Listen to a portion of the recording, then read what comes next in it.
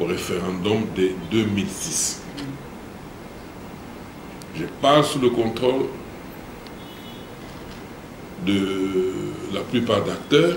Il y en a qu'on a croisé, que moi personnellement j'ai croisé sur le plateau de télévision, parce qu'on débattait, nous étions contre. Nous disions c'est une mauvaise constitution, nous étions contre. Eh bien, que voulez-vous? Si le peuple, mal informé, pris pied levé, il l'a adopté, c'était devenu la constitution du pays. En tant que républicain, on a dit ok, le souverain primaire, c'est lui le patron. On a abusé de lui parce qu'on ne lui a pas donné la possibilité de mieux pénétrer cette constitution et de décider en connaissance de cause. Il a adopté. Ce n'est pas pour autant que nous allons l'abandonner, non. Nous allons continuer le combat, cette fois-ci, pour empêcher la concrétisation des velléités de ceux qui nous ont glissé ce pot de banane-là. Président, vous êtes d'accord pour la révision de cette constitution? Moi, je ne peux pas me substituer au souverain primaire. Je pense que cette question-là, c'est une question qui nous a divisés déjà en 2006. C'est une question, c'est un dossier, c'est un problème qui nous a créé beaucoup de malheur. Aujourd'hui, on est conscient que le pays va mal. On est conscient qu'on est dans un marasme. On est conscient que nous sommes sous menace, des menaces graves.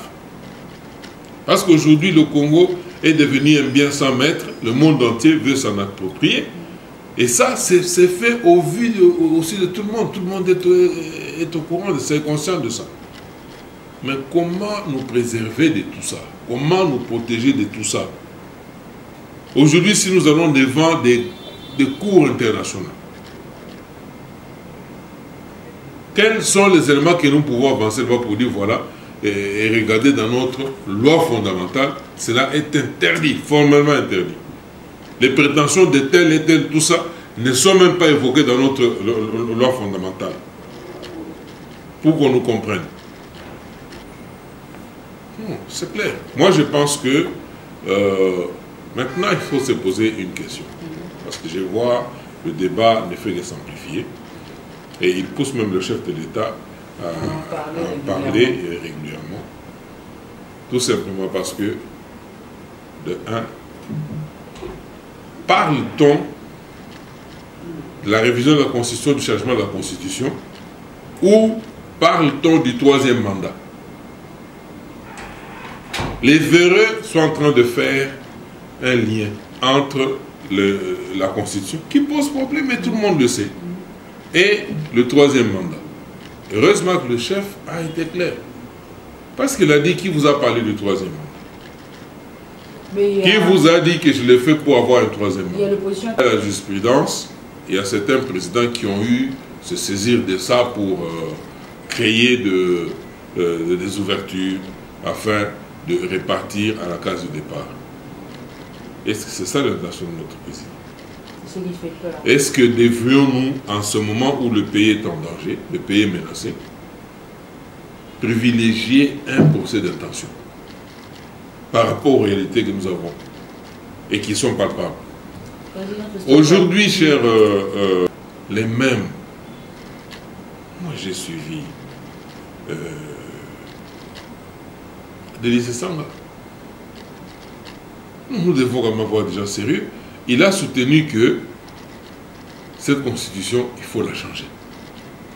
Ok? Oui. Et qu'il reste dans cette logique-là. Qu'il reste dans cette logique-là. Pourquoi lier cette option-là aux individus? Dire que sauf lui peut s'arroger le pouvoir de la changer, quelqu'un d'autre non. Et ici, nous sommes en train de parler, et c'est lui qui parle, qui porte le flambeau de cette option, c'est le chef de l'État. C'est-à-dire que c'est celui-là qui a l'impérium et qui a la confiance de tous les Congolais. Et qui, de par son prisme de vue, est le mieux renseigné que tous les Congolais. Lorsque nous parlons de danger, lui, il a ça comme dans un miroir, il voit ce danger-là. Alors, du législateur voulait stipuler ceci. Si le pays est en état de siège, c'est-à-dire le pays. Pas un état de siège partiel, une province ou deux provinces. On dit bien le pays. À ce moment-là, les institutions de la République sont dans une position de fonctionnement anormale, ou temporaire. Nous disons bien le pouvoir central. Et à ce moment-là, logiquement, on ne peut pas modifier la Constitution. Logiquement, on ne peut pas modifier la Constitution. Mais si le pouvoir central est là, il y a une partie de la République, 2 ou 3 provinces, qui sont en proie à des attaques et pour lesquelles on a décrété l'état de siège. Il ne faut pas faire l'amalgame. Ce n'est pas toute la République. Nous avons le Parlement qui siège, nous avons le Sénat qui siège, et tout ça, tous ces sièges. En cas d'état de siège, madame, tous ces institutions sont suspendus, on les met de côté. On les met de côté, nous sommes dans un état d'exception. Mais ici, tout cela est en place. Tout cela est en place. Donc, la nation. Aujourd'hui, nous avons un problème fondamental. Nous avons un problème où on veut même modifier la configuration de notre carte. La carte de la RDC, on veut la modifier. C'est fondamental. Nous avons des sérieux problèmes. L'appareil politique ne fonctionne pas, n'est plus adapté à ce que le peuple veut ou au mode de fonctionnement que nous avons, au développement auquel nous aspirons. Mais il faut quand même être conscient et puis être sérieux.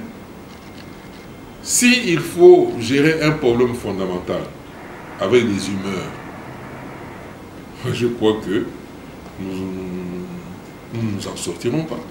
En résumé, tant que cadre de la société civile, que pouvez-vous dire par rapport à ces sujets prépondérants? En résumé, je pense que cette constitution, en tant que cadre de la société civile, lors du référendum de 2006, nous étions clairs. C'est une mauvaise constitution qui allait nous poser beaucoup de problèmes. Et réellement, effectivement, elle nous a posé beaucoup de problèmes et nous en pose jusqu'aujourd'hui. Et il reste vrai qu'il faut la changer, si pas la réviser. Mais cet apanage incombe au souverain primaire. Même moi, c'est un débat qui est lancé. Nous en discutons, mais ce n'est pas mon apanage. Ce n'est pas l'apanage non plus du président de la République. Ce n'est pas l'apanage non plus des opposants ou de qui. C'est l'apanage du souverain primaire. Et on ne peut pas s'offusquer de pouvoir le consulter. On peut le consulter à tout moment. Mais lorsqu'on nous dit qu'il ne faut même pas consulter le souverain primaire, c'est interdit, et tout ça, là, nous ne sommes plus dans l'option de la démocratie. Nous sommes dans autre chose. Lorsqu'on va jusqu'à pour faire les menaces, on joue avec le feu. C'est-à-dire, on veut... Ah, donc, vous êtes un feu qui couvre. Et si vous évoquez maintenant le feu, c'est-à-dire, vous avez d'autres intentions. Il est tout à fait normal que, pour se prémunir du feu, se préserver du feu, il faut un bouclier. Et là, vous transformez même le type de rapport qui doivent être détendus autour de ce débat ici. On n'est pas des ennemis, chers frères. On n'est pas des ennemis. Mais c'est un débat.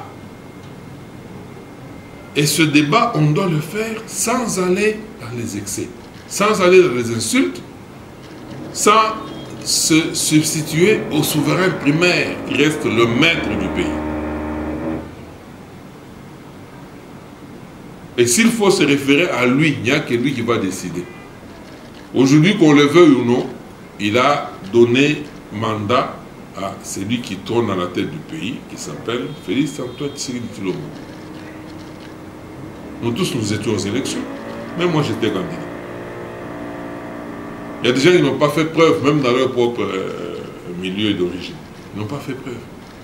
Mais ils parlent au nom du peuple, ils se substituent du peuple et tout ça. Mais nous sortons fraîchement des élections. Donc, moi je crois que ce débat, il vaut tout son pesant d'or, parce que nous sommes une société qui réfléchit, qui raisonne. Et il n'y a pas d'interdit. La Constitution, ce n'est pas un fétiche, j'ai toujours dit. En tant que société civile, je pense que le peuple souverain que nous encadrons doit être consulté. S'il dit non, on va se plier. S'il dit oui, au lieu de changement, on fait la révision. On va se plier. S'il dit pas de changement, pas de révision, on va se plier. Mais que des gens ne viennent pas nous dire qu'il ne faut pas consulter le souverain primaire, il ne faut pas qu'on débatte là-dessus, au moment où eux-mêmes sont en train de débattre, au moment où eux-mêmes sont ils sont déjà entrés en campagne. Alors c'est quand même curieux. Moi je pense que les esprits doivent rester sereins. Nous sommes un seul peuple. Notre sort est lié. Nous avons les mêmes problèmes, nous partageons les mêmes difficultés. Alors, il y a un gouvernement, il y a un président qui se bat nuit et jour pour sortir de toutes ces difficultés ici. C'est visible et c'est connu de tous. Alors, il ne faut pas lier la souffrance que nous avons, que nous vivons aujourd'hui, les difficultés que nous vivons aujourd'hui, aux problèmes fondamentaux. Cette souffrance est tributaire des problèmes fondamentaux. Mais conditionner la résolution des problèmes fondamentaux à la résolution d'abord de tous mon problème de ventre et autres, moi je crois que c'est une aberration.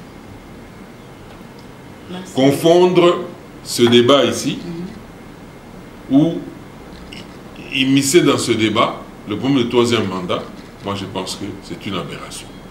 Et c'est moins sérieux. Merci beaucoup, Président Christopher, de nous avoir accordé un peu plus du temps pour en parler sur ces sujets. C'est vraiment moi qui vous remercie.